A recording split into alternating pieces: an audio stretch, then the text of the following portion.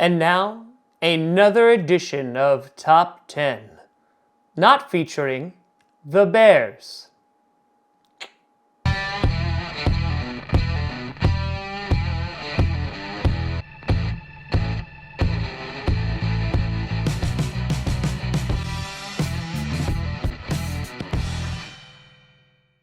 Grossi Posse Packer Nation, welcome to an episode of Packcast, the podcast where you don't have to be a Packers fan, but it sure does help. I'm Tom. I'm glad I'm not a Bears fan right now or ever. Grossi. And as always, we're going to be breaking down the top 10 teams in the NFL according to this white albino ghost in his basement. As we do every single week, it's going to get spicy in here as teams keep on flopping and winning and flopping and winning and flopping and winning and flopping and winning. And it seems like the number 10 spot is the kiss of death. I put the Bills on there and they sucked. I put the Steelers on there. Someone got hit with a helmet. And so let's see which team is going to get the kiss of death this week. But before we get to that, I want to do a big shout out to a brand new Patreon, and that is Nick. My friends are Bear fans. Fail or foul? I'm sorry that your friends are Bear fans.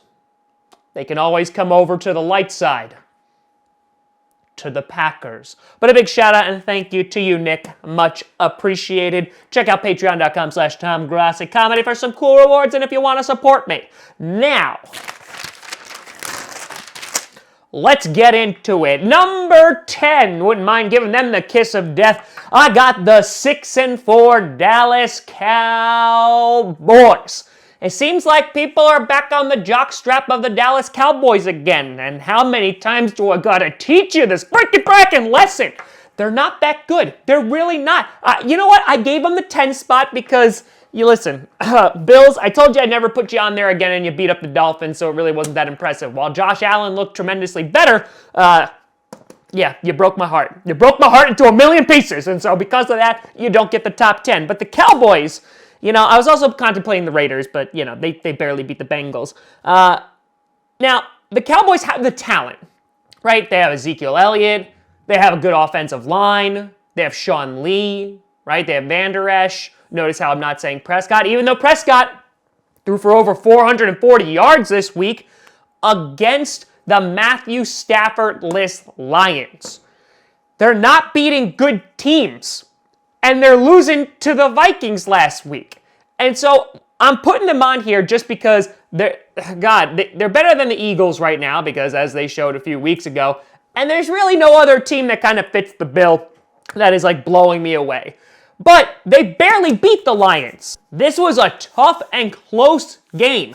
This should not have been. Ford Field was electric and quite loud, but I don't think that the Cowboys are amazing. I think they're going to limp into the playoffs by winning the NFC East dumpster fire. But again, they have the talent to be better. They're just not. And I'm okay with that. So yeah, Cowboys, I throw you a bone. You get number 10. Then moving on to number 9, you got the 6-4 Houston Texans. And oh boy. I thought you should have been the Sunday night game instead of the Bears and Rams. Good God. That was like watching someone get an enema as their hand was in a blender. That's what that Sunday night game looked like. But this was just all toaster, my friends. Yeah, getting blown the F out by the Ravens. The Ravens proven that they are a damn good football team. Watson couldn't get anything really going 18 for 29, didn't even throw 200 yards and 1 interception and got sacked 7 times. And so, yeah, that offensive line didn't help him out a whole lot either. And, God, that Ravens defense looked scary. But I think the Texans are still a good team. They're still one of the top teams in the AFC. And so, you know, you have a bad game every now and then. They just drove straight into a brick wall and got ejected out the window. So let's see if they can pick the shards of glass out of their eyeballs and see if they can bounce back next week. Then we got number 8, and that is the Kansas City Chiefs, who are sitting at 7-4. They pulled off a win in Mexico City and it was because of the defense or mostly because of Phillip Rivers throwing 4 interceptions? You decide. But yeah, Tyreek Hill got hurt, which killed me in fantasy. And so because of that, they never really established the run game, but Travis Kelce had to be the star. Mahomes had a pretty quiet night, under 200 yards, had a touchdown, had an interception. But the Chiefs doing enough just to get it done. I think there's definitely a hierarchy in the AFC. And the Chiefs are slightly above the Texans, even though the Texans have beaten the Kansas City Chiefs. I just think that there's more talent, and overall they have a little bit more of a balanced team, while God, Houston really has to rely on that offense, as does the Chiefs. But look, the Chiefs defense can pull it out every now and then. And how did the Packers lose to the Chargers? Then moving on to the number 7 pick, and that is the Minnesota Vikings. You couldn't just give me this. It would have capped off a beautiful bye week. You were down 20-0, and now you're sitting at 8-3 because Kirk Cousins decided to have a great half of football. And I swear, if I see another freaking article that says, Kirk Cousins should be in the MVP race, get the hell out of here. No. Go to bed. You're obviously drunk, delusional, or a child, or all three. No, Kirk Cousins. You don't get the MVP. Bad. But yeah, they were able to come back with a mix of Kirk Cousins playing very, very well and the Broncos playing not to lose, which didn't pan out at all. Good God, how do you blow a 20-point lead? God, the memes I had ready for when the Vikings were going to lose went to waste.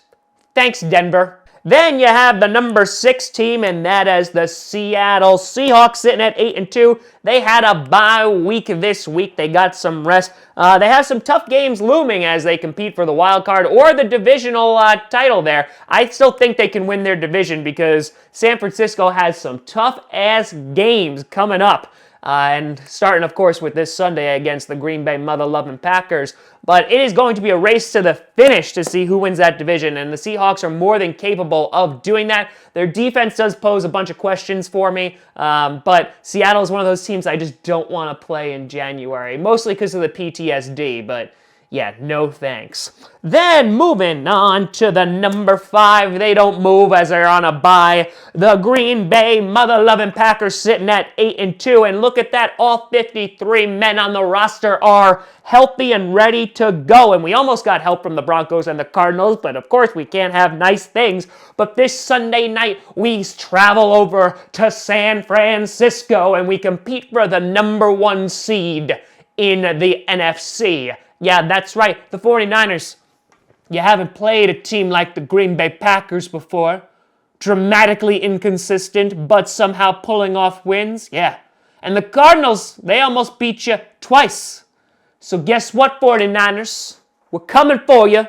We're coming for blood. I really hope we win. Then, moving on to number 4, you had the 9-1 New England Patriots. This was not a pretty game, but they won 17-10 against the Eagles. Their offense is just bad. Brady didn't play well. Wentz didn't play well for the Eagles. Not a really big offensive game. They still have 3 tough games in the rotation coming up. They got like the Cowboys, they got the Texans, and they got the Chiefs. And so they're going to have some tough teams to go against, but because of a, good God, paper-thin schedule and them being in the AFC East, they'll still be able to go and probably clinch a first-round bye. Then moving on to number 3, you have the 8-2 New Orleans Saints. They bounced back 34-17 against the Buccaneers. Breeze had 3 TDs, and Michael Thomas had over 100 yards. And then Jameis Winston had 4 interceptions. Good God. And after getting blown out by the Falcons last week, who, by the way, looked damn scary this week, too, against the Panthers, hey, now, the Falcons were like, oh, we lost 7 games. We should probably play football now, guys. We should probably do that. Where's this team been all year? Let's see if they can keep it going. But the Saints, immensely talented team, and when that offense gets going, it gets scary. Kamara, again, used gingerly this week, but yeah, they got a damn good team, and I expect them to be in the thick of it come January. Then number 2, you have the 9-1 San Francisco 49ers. A close game again with the Cardinals. It was a tough divisional matchup. Jimmy G threw 424 yards, 4 touchdowns, also 2 interceptions. They had no run game. Their defense was able to get 4 sacks on the day. And listen, you're going to shut up a lot of haters if you beat the Packers on Sunday night, but I don't know, 49ers. Do you bleed? You will. You will.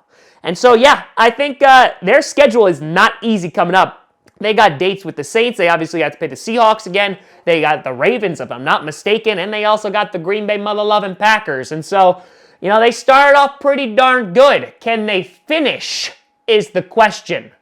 We'll see Sunday night. I look forward to taking your spot in the top 10 next week. Or never showing up on camera again.